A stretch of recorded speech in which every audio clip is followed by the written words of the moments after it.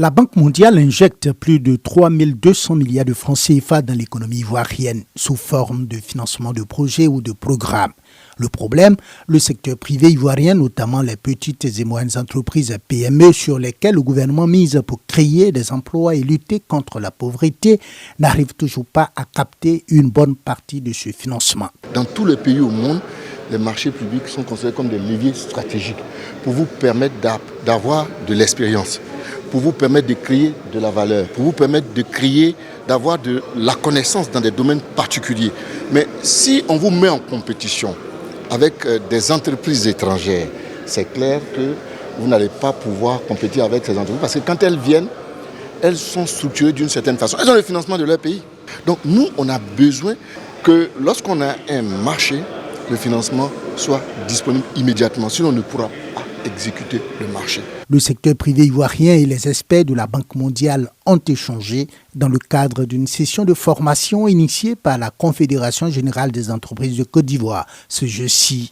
Entre autres objectifs de l'institution financière internationale, renforcer les capacités des PME pour qu'elles puissent participer aux appels d'offres de la Banque mondiale. Aujourd'hui, c'est une journée où on vient vers les entreprises pour effectivement les inciter à postuler sur les marchés que la Banque mondiale met à travers le gouvernement, bien sûr, des projets financés par la Banque mondiale, pour que les entreprises effectivement postulent parce que les procédures ne sont pas aussi compliquées que ça et qu'il y a une énorme opportunité pour les entreprises d'avoir des contrats sur les projets financés par la Banque mondiale. Il peut arriver que le secteur privé n'y parvient pas pour 2 ou 3 raisons.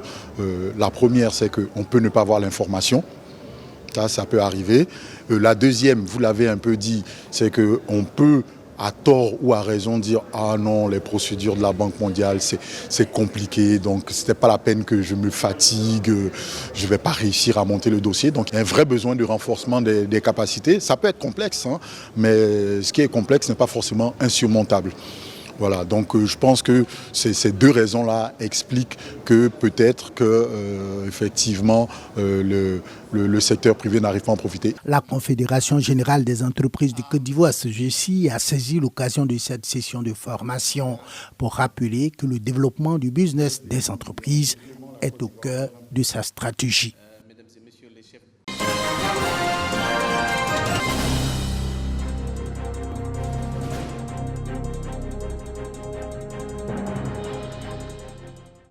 Première édition du Forum international des sciences analytiques et contrôle de qualité. Un rendez-vous des enseignants-chercheurs du domaine de la pharmacie et de la biologie. Plusieurs thématiques sont au cœur de cette rencontre, à savoir la question de la protection de l'environnement, la qualité des médicaments et la sécurité alimentaire. Les aliments que nous retrouvons sur nos marchés peuvent être soumis ou exposés à différents contaminants, y compris des métaux lourds, les mycotoxines, etc.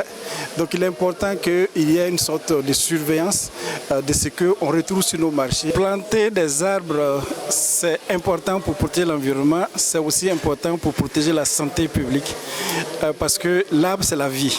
C'est grâce aux forêts que nous pouvons nous targuer d'avoir une économie forte basée sur l'agriculture ou les pêcheries. Ces assises réunissent des experts dans divers domaines. L'initiative bénéficie du soutien du ministère de l'Enseignement supérieur et de la Recherche scientifique. La sécurité alimentaire est quelque chose d'actualité qui interpelle tout le monde et dans lequel toute la population est mobilisée.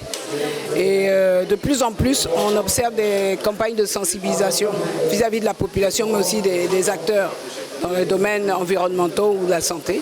Et c'est louable. Et des formations aussi sont dans ce sens. Le Forum international est organisé en association avec l'autorité ivoirienne de régulation pharmaceutique qui a pour rôle de promouvoir et sensibiliser sur la bonne qualité des produits pharmaceutiques.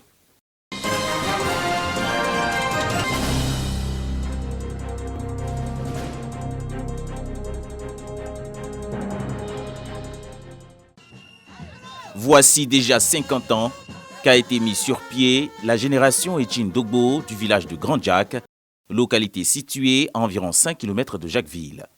Pour célébrer ce jubilé d'argent, plusieurs cadres et fils de la région étaient présents. C'est ça la racine de l'Africain. Et donc vous comprendrez mieux que nous avons certes la tête dans le modernisme, mais nos pieds restent dans la tradition.